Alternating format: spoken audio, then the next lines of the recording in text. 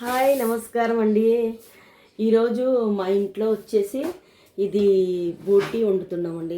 Sorry, బోటి అంటారు, కందనకాయలు లేదా కోడి చికెన్ కందనకాయలు అంటారే. దీన్ని రాళ్ళగుండకాయ అంటారు, కందనకాయలు అంటారు.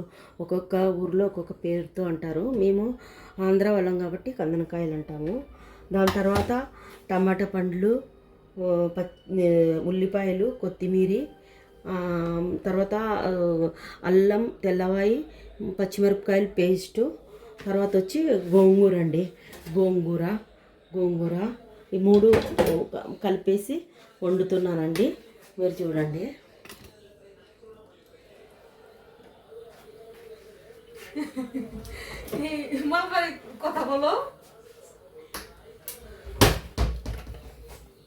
ఫస్ట్ ఆయిల్ వేసుకుందామండి. నేను సన్ఫ్లవర్ ఆయిల్ వేస్తున్నాను. నాకు కోకోనట్ ఆయిల్ ఇష్టం ఉండదండి. మా ఆయన వంటలు చేస్తే మాత్రమే కోకోనట్ ఆయిల్ వేస్తాను. అవి కాగిన తర్వాత నేను చూపిస్తానండి. దీనికి కావాల్సింది గరం మసాలా, తర్వాత వచ్చి జీలకర్ర పౌడరు, తర్వాత పసుపు, తర్వాత వచ్చి కారం అండి. కారం తర్వాత వచ్చి ఇది కాశ్మీరీ కారం, ఇది వచ్చి కారం అండి, మామూలుగా మన కారం అన్నమాట.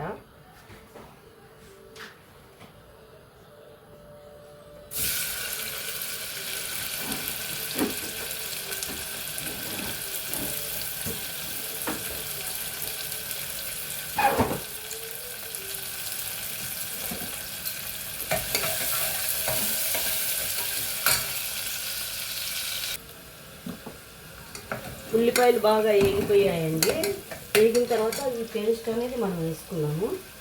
ఈ అల్లము, తెల్లవాయి, తర్వాత వచ్చి పచ్చిమిర్చి పేస్ట్ ఉంది కదా, ఇది వేసుకున్నామండి.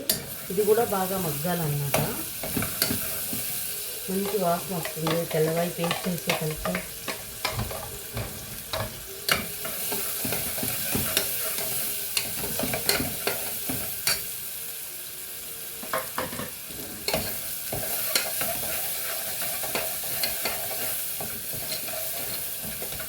కొందరు బోటి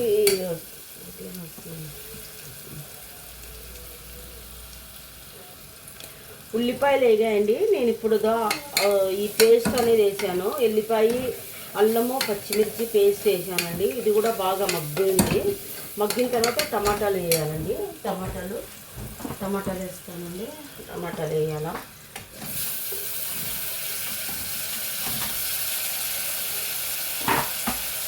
కొందరు అంటే గోంగూర వేరే ఉడకబెట్టుకుంటారు, పచ్చిమిర్చి వేసి దీన్ని వేరేగా ఉడకబెట్టుకుంటున్నారు. నేను ఒకటే అంతా కలిపే చేస్తున్నాను. కాకపోతే ఇవి ఉడికిన తర్వాత, ఈ పూట అనేది ఉడికిన తర్వాత గోంగూర లాస్ట్లో వేస్తానండి.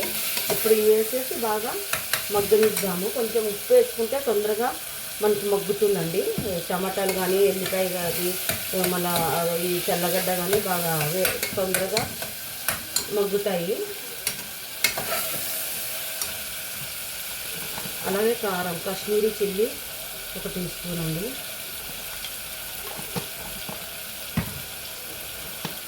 ఇది మన కారం అనేది ఇంట్లో పట్టించిన కారం. ఇది 1 టీ స్పూను. పచ్చిమిర్చి వేసాను కాబట్టి ఎక్కువ కారం ఉంటుంది. అలాగే అండి పసుపు అండి. పసుపు వచ్చి 1 టీ స్పూన్ అండి. 1 టీ స్పూన్లో కొంచెం ఒక అర టీ స్పూను. తర్వాత జీలకర్ర పొడి అండి 1 టీ స్పూన్. చిన్న స్పూన్లు అండి, చిన్న స్పూన్లు. తర్వాత ఇది గరం మసాలా వచ్చి 1 టీ స్పూను. అన్నీ వేసి బాగా మగ్గనియాలండి.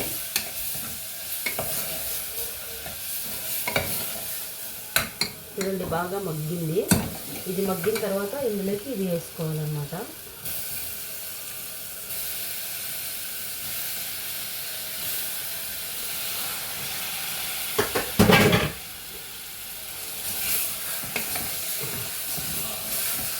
ఇందులోనే నీళ్ళు అనేది ఇమురుతాయండి, అందుకని వస్తాయి ఎక్కువ. ఇది చికెన్ కదా, ఇందులోనే ఎక్కువ నీరు ఉంటుంది. అందుకని నీరు మనం పొయ్యాల్సిన అవసరం లేదు. కావాలనుకుంటే మాడుతూ ఉంటే అడుగున కొంచెం ఒక అర గ్లాస్ పోసుకుంటే చాలండి, ఎక్కువ అవసరం లేదు. ఇప్పుడు ఇది కట్టేసేసి ఒక 2 విజిల్ వచ్చేంత వరకు వెయిట్ చేద్దామండి. నీళ్ళు ఒక్క చుక్క వేస్తున్నాను, నేను ఎక్కువ వేయలేదు, అంతేనండి. ఎందుకంటే దీంట్లోనే వాటర్ వస్తుంది, అందుగురించి. చూడండి, బాగా ఇలాగ మగ్గేంత వరకు తిప్పుకోవాలి. తిప్పిన తర్వాత ఇంకా ఇది మనం కుక్కర్ మూత వేసేద్దామండి. కుక్కర్ మూత వేసేద్దాము. మూత వేసానండి.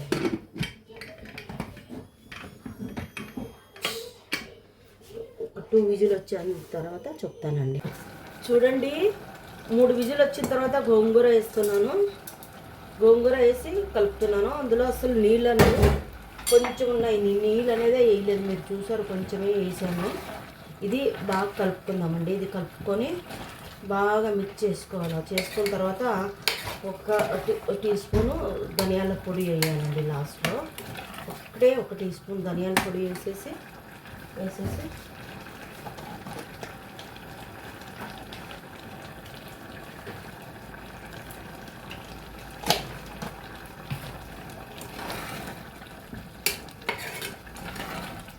బాగా కలుపుకోనండి. ఇది బాగా కలిపిన తర్వాత మనము కొంచెం నీళ్ళు వేద్దామండి.